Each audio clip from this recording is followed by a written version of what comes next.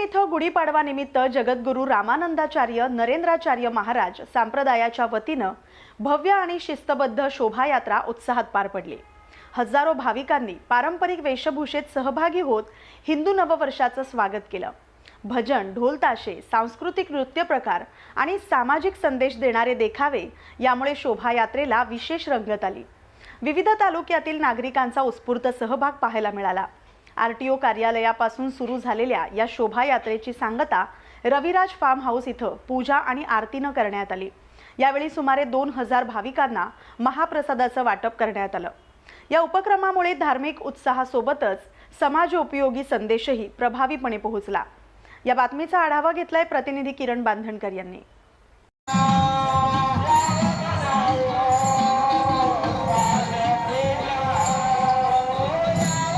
आज गुढीपाडव्यानिमित्त आज या ठिकाणी रॅली काढण्यात आली। नवं वर्ष स्वागत यात्रा काढलेली आहे, काय सांगाल आपण? जय सियाराम। मी जागृती भारत दरणे आणि आपण इथे पाहत आहात हिंदू नववर्ष अर्थात गुढीपाडव्यानिमित्त ही जगद्गुरू रामानंदाचार्य नरेंद्राचार्यांच्या प्रेरणेतून म्हणजेच रामानंद संप्रदाय आयोजित उत्तर रायगड जिल्ह्यातून ही भव्य दिव्य अशी शोभायात्रा निघाली आहे।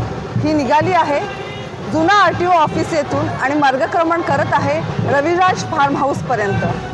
ही जी शोभायात्रा आहे ही संस्कृती, संस्कार आणि समृद्ध परंपरेचा वारसा घेऊन ही शोभायात्रा दरवर्षी अखंडपणे चालत असते।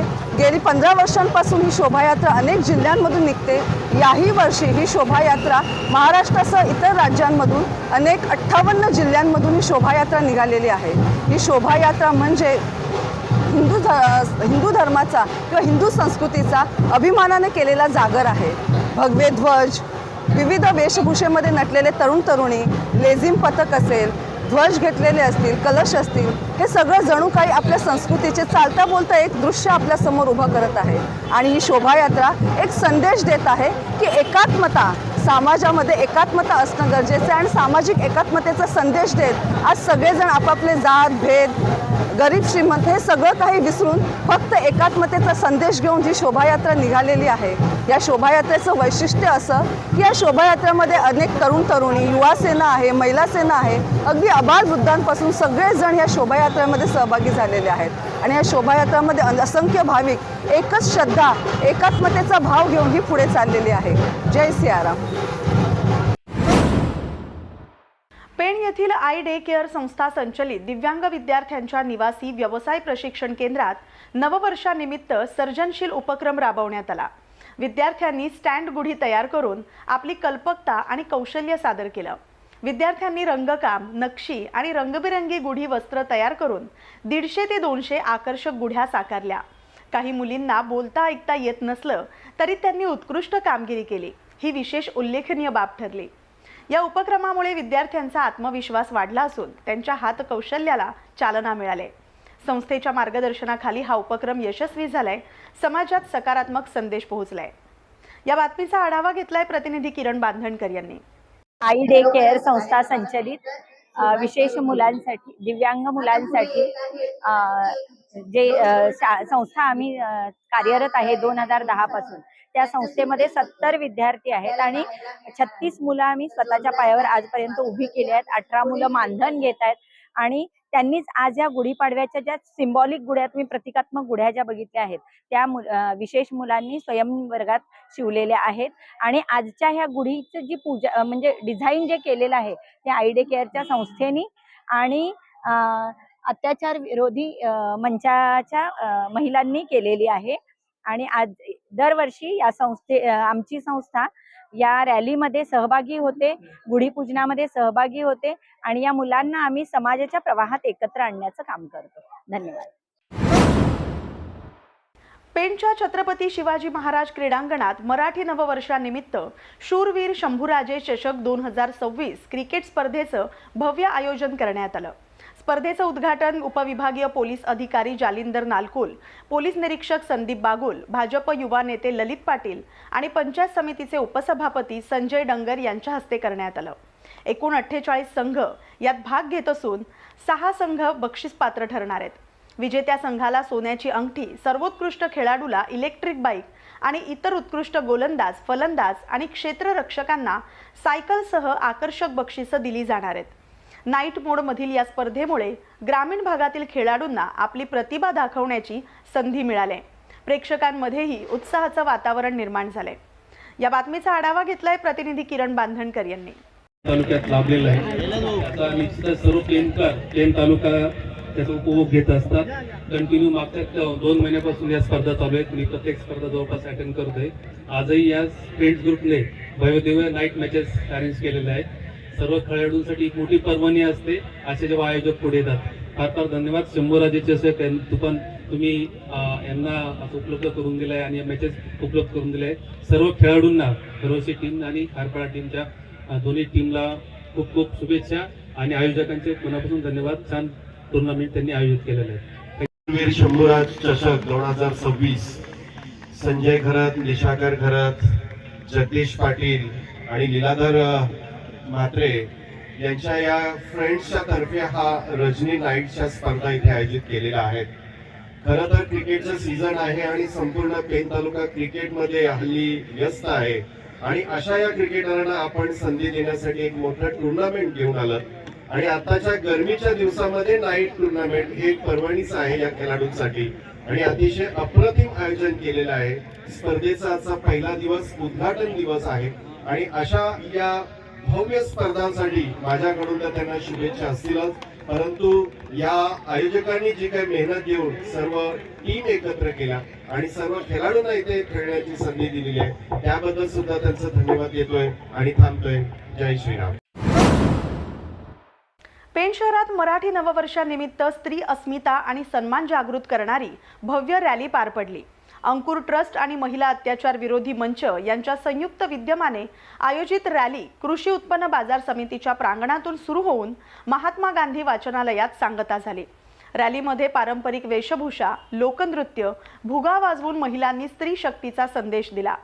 सर्व जाती धर्मातील महिलांचा उत्स्फूर्त सहभाग तसंच गतिमंद, अनाथ आणि आदिवासी मुलींचाही सहभाग यामुळे हा उपक्रम सर्वसमावेशकतेचा आणि सामाजिक समानतेचा संदेश देणारा ठरला. बालसंस्कार समर कॅम्प, आई डे केअर आणि चाइल्ड हेवन मधील विद्यार्थ्यांनी स्वच्छतेवर आधारित नाटिका आणि सामाजिक एकोप्याचं नृत्य सादर करून कार्यक्रम रंगतदार केला. उपस्थितांनी या उपक्रमाचं कौतुक करत स्त्री अस्मितेची गुढी उभारण्याचा संदेश स्वीकारला. या बातमीचा आढावा घेतलाय प्रतिनिधी किरण बांधणकर यांनी. सर्वांना नमस्कार. मराठी नूतन वर्षाच्या तशाच गुढीपाडव्याच्या मी प्रकल्प अधिकारी तेजस्विनी गलांडे, आदिवासी विभाग यांच्याकडून सर्वांना म्हणजे ज्या स्त्री अस्मितेची गुढी म्हणतो तशा आमच्या अंकुर ट्रस्टच्या माझ्या वैशालीताई, स्वाती मोहिते मॅडम आणि इतर सगळ्या माझ्या सहकारी मैत्रिणींना हा जो अस्मितेच्या गुढीचा लढा आहे हा मला वाटतं 15 वर्षापासून चालू आहे. यामध्ये समाजातील सर्व ज्या काही अनाथ आहेत, पीडित आहेत, गतिमंद आहेत, आमच्या आदिवासी महिला आहेत, वंचित महिला आहेत, परित्यक्त्या आहेत, तर सर्व दुर्बल घटकातल्या महिलांना एकत्र करून त्यांच्या सन्मानाने हा दिवस साजरा केला जातो. या सन्मानाच्या दिवशी एक प्रेरणादायी वाक्य नेहमीच ताईंच्या तोंडून ऐकतो किंवा ह्या सर्वांच्या तोंडून ऐकतो की लढा आणि आपल्यासाठी अस्तित्व निर्माण करा तरच तुमचं अस्तित्व मान्य केलं जाणार आहे.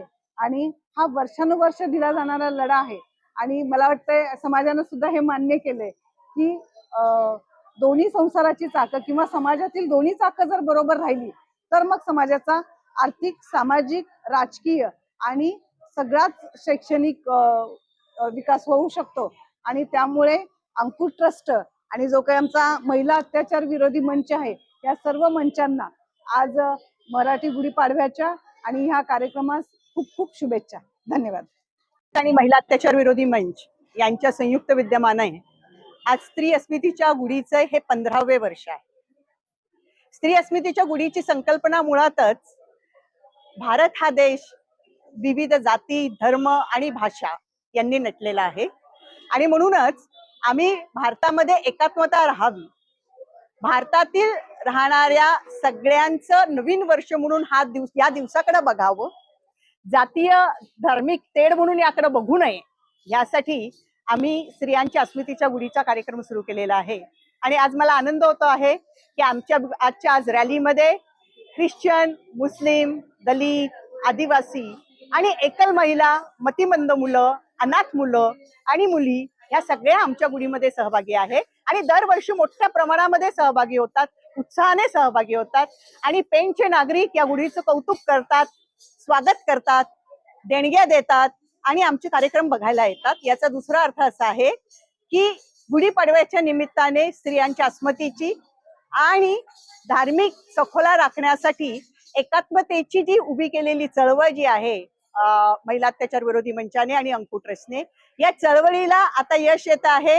लोक सहभागी होत आहे, प्रतिसाद देत आहे, कारण की लोकांना हा संदेश आवडतोय. एवढं मात्र मी म्हणेन.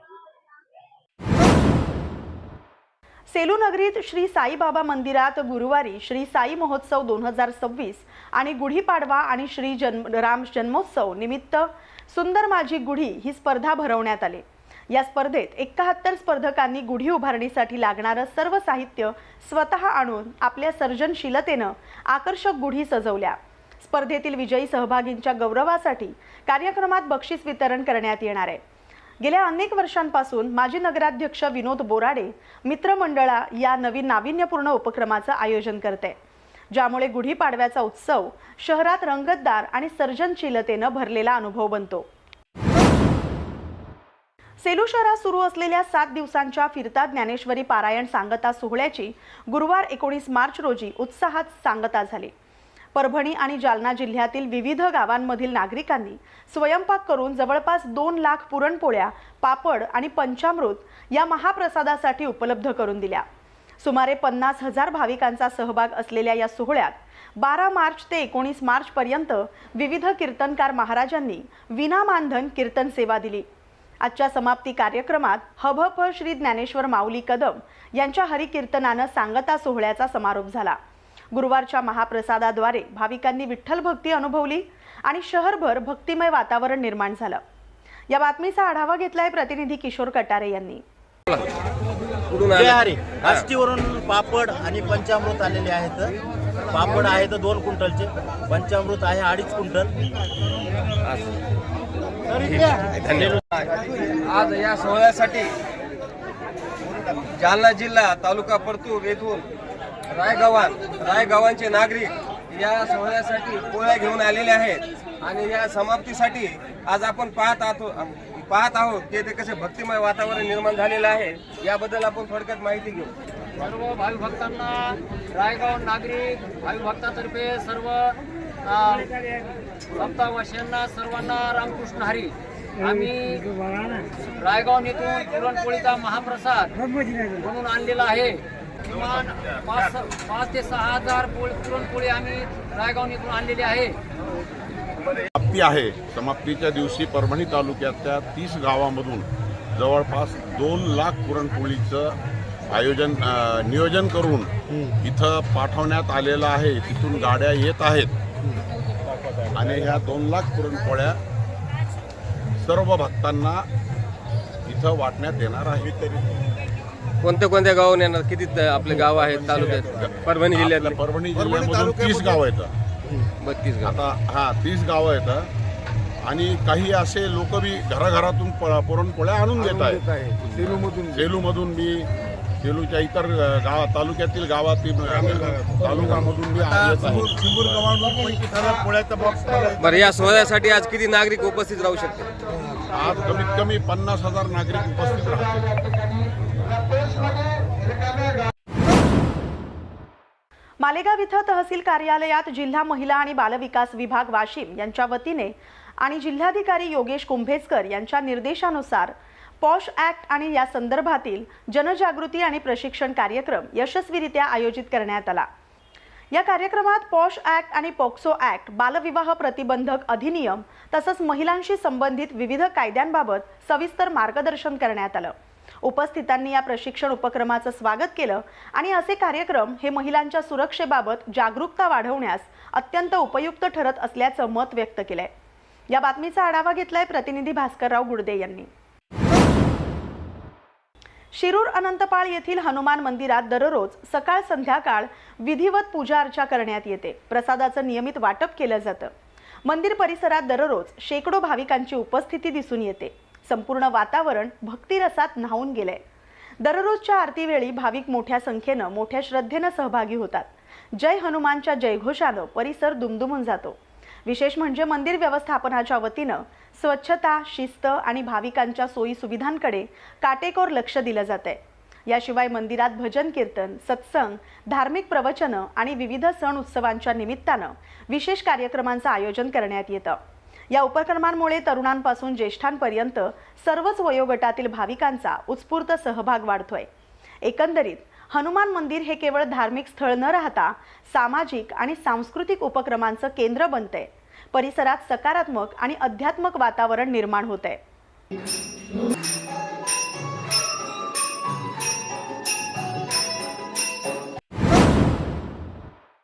जिल्हा परिषद वरिष्ठ प्राथमिक शाळा मुरमाडी येथील विद्यार्थिनी ओजल सुधीर खोब्रागडे हिनं 2025-26 मधील नवोदय परीक्षा उत्तीर्ण करून घवघवीत यश मिळवलंय. शाळेतील शिक्षकांचं मार्गदर्शन, नियमित सराव आणि पालकांचं प्रोत्साहन यामुळे हे यश शक्य झालं.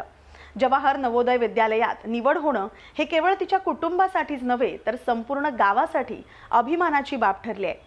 गावकऱ्यांनी आणि शाळेतर्फे ओजलचं अभिनंदन केलं असून तिच्या उज्ज्वल भविष्यासाठी शुभेच्छा दिल्यात.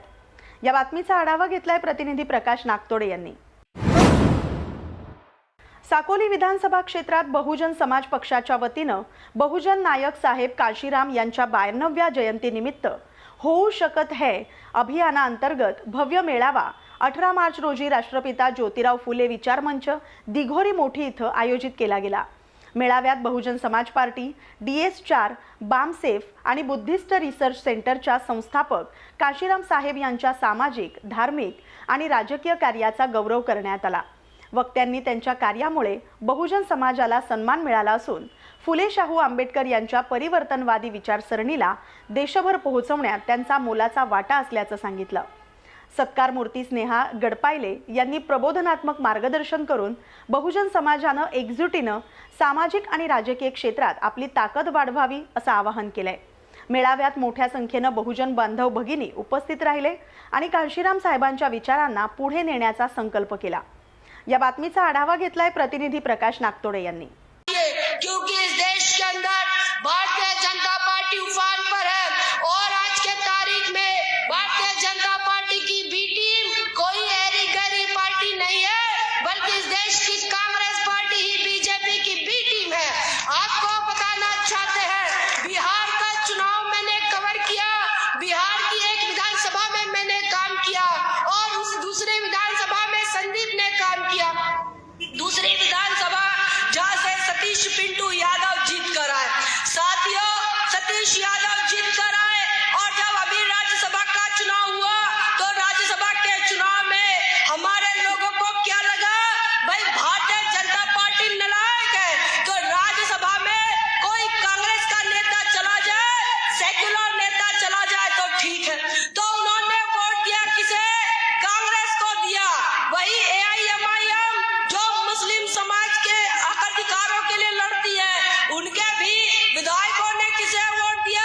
कांग्रेस को वोट दिया. लेकिन राजद को वोट दिया. राजद को वोट दिया, इंडिया अलायंस के कैंडिडेट को वोट दिया. लेकिन कांग्रेस के जो कोर कांग्रेस के लोग हैं, विधायक हैं, जो राजद के विधायक, RJD के विधायक हैं, वो गए ही नहीं. और जो गए उन्होंने क्रॉस वोटिंग की और भाजपा को जिताया. अरे ये लोग कहते हैं देश बचाने चले और जब हम इनके साथ गए तो इन्होंने क्या किया? तलवार छोड़ दी. मैदान होता है, युद्ध का मैदान होता है और युद्ध के मैदान में अपने प्रतिद्वंदी के साथ ताकत के साथ लड़ना पड़ता है. अगर वहाँ कुश्ती हो रही है तो कुश्ती के साथ लड़ना होगा. तलवार हो रही है तो तलवारबाजी से लड़ना होगा. और जब हमको लगा तो हमारे विधायक ने इनको लगा कि ये भाई लड़ाई लड़ेंगे युद्ध भूमि में, तो ये तलवार छोड़कर भाग गए. तो ये रणछोड़दास लोग हैं और ये कांग्रेस के रणछोड़दास लोग ये हमें देशातील युद्धाच्या पार्श्वभूमीवर व्यावसायिक गॅस सिलेंडर पुरवठा थोडा बंद असला तरी काही हॉटेल्समध्ये घरगुती गॅस सिलेंडरचा वापर झाल्याचं प्रशासनाच्या लक्षात आलंय. जिल्हाधिकारी संजय सिंह चव्हाण यांच्या निर्देशानुसार तहसीलदार डॉक्टर शिवाजी मगर यांच्या मार्गदर्शनाखाली पथकानं शहरातील 10 व्यावसायिक ठिकाणांची तपासणी केली। रायगड कॉर्नर परिसरातील नीलम, गुरुकृपा, राजेश्वरी हॉटेल्समध्ये घरगुती गॅस वापर आढळून आला। त्यातील सिलेंडर जप्त करून पुढील कारवाईसाठी संबंधित एजन्सीकडे पाठवण्यात आले। प्रशासनाचं लक्ष हे घरगुती सिलेंडरची कृत्रिम टंचाई करणाऱ्यावर आहे। सेलू शहरातील इंडियन गॅस एजन्सीद्वारे सुमारे 36,282 ग्राहकांना गॅस पुरवठा होतोय। प्रशासन नियमित तपासणी करते। उमरखेडमध्ये बुधवारी निर्भय युवा ग्रामीण पत्रकार संघाचे राष्ट्रीय अध्यक्ष गणेश कचकलवार यांच्या अध्यक्षतेखाली एक बैठक घेण्यात आली। यावेळी उमरखेड युवा ग्रामीण पत्रकार संघाचे अध्यक्ष सत्यजित कदम तसंच उपाध्यक्ष सुरेश डोंगरे आणि सचिव सतीश शिंदे हजर होते। यावेळी राष्ट्रीय अध्यक्ष यांनी युवा ग्रामीण पत्रकाराला मार्गदर्शन कसं करावं याबद्दल माहिती दिली। तसंच युवा ग्रामीण पत्रकार संघाचे उत्कृष्ट पत्रकार म्हणून कार्यरत असलेले सतीश गोविंद शिंदे यांचं स्वागत करण्यात आलं। तसंच उपाध्यक्ष सुरेश डोंगरे यांचं सुद्धा स्वागत करण्यात आलं आणि सर्व निर्भय युवा ग्रामीण पत्रकारांचे आभार मानण्यात आले। या बातमीचा आढावा घेतलाय प्रतिनिधी सत्यजित कदम यांनी। जिंतूर शहरातील बस स्थानक परिसरात स्वर्गीय अयोध्याबाई राम नारायणजी तोष्णीवाल चॅरिटेबल ट्रस्टच्या वतीनं उभारलेलं शीतजल केंद्र हे 19 मार्च रोजी याचं उद्घाटन करण्यात आलंय। उन्हाळ्याच्या पार्श्वभूमीवर प्रवाशांना थंड पिण्याच्या पाण्याची सुविधा उपलब्ध करून देणारा हा उपक्रम नागरिकांमध्ये कौतुकास पात्र ठरतोय। ट्रस्टच्या वतीनं प्रास्ताविक करताना तोष्णीवाल यांनी सांगितलंय की गेल्या 15 वर्षांपासून बस स्थानकावर शीतल जल केंद्र कार्यरत आहे। ट्रस्ट समाजोपयोगी उपक्रम सातत्यानं राबवते। उन्हाळ्यात पिण्याच्या पाण्याची कमतरता भासणाऱ्या प्रवाशांसाठी हा उपक्रम मोठा दिलासा देणारा ठरेल। तसंच नागरिकांनी पाण्याची बचत करण्याचं आवाहनही करण्यात आलंय। उद्घाटनाला ट्रस्टचे सदस्य, प्रतिष्ठित नागरिक, पत्रकार आणि सामाजिक कार्यकर्ते मोठ्या संख्येनं उपस्थित होते। या बातमीचा आढावा घेतलाय प्रतिनिधी शांतीलाल शर्मा यांनी। शिंदे साहेब, पंचायत समितीचे सदस्य, सर्व पत्रकार मंडळी, त्याचबरोबर डॉक्टर सुभाषचंद्रजी बालक विद्या मंदिर शाळेतील सर्व शिक्षक, जिजामाता विद्यालयातील सर्व शिक्षक, जिंतूर शहरातील प्रतिष्ठित मान्यवरगण आजच्या या कार्यक्रमासाठी उपस्थित राहिला त्याबद्दल मी चॅरिटेबल ट्रस्टच्या वतीनं। या बातमीसोबतच बातमी महाराष्ट्राची मध्ये वेळ झाली आता इथेच थांबण्याची। अशाच महत्त्वाच्या बातम्यांसाठी पाहत राहा न्यूज मराठी 24/7। नवा भारत, नवा विचार।